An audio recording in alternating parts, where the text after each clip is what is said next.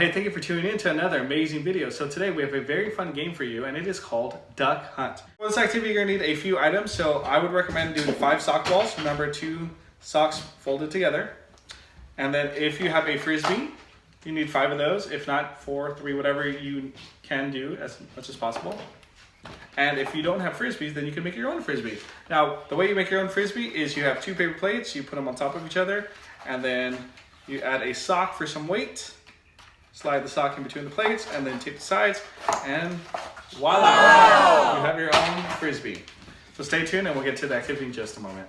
All right, so we're gonna have a 2-player game. One player is gonna be the thrower. They can throw it overhand or underhand.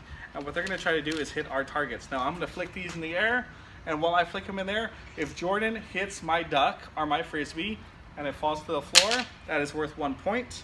If you wanted to make this differentiated, you could always have different colors be different numbers.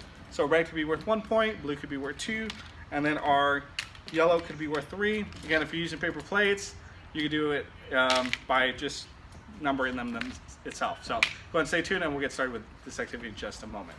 He's gonna have his turn. If he hits the blue one, that's worth 1 point. If he hits the red one, that's worth 2 points. And if he hits our golden yellow, that's gonna be worth 3 points. So let's see how well he does. I'm gonna start with blue first. Ready? 1, 2, 3, come on. Set. Point. Next one. Ready?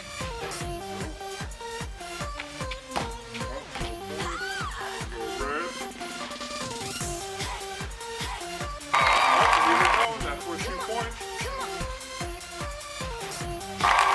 That's 4 points.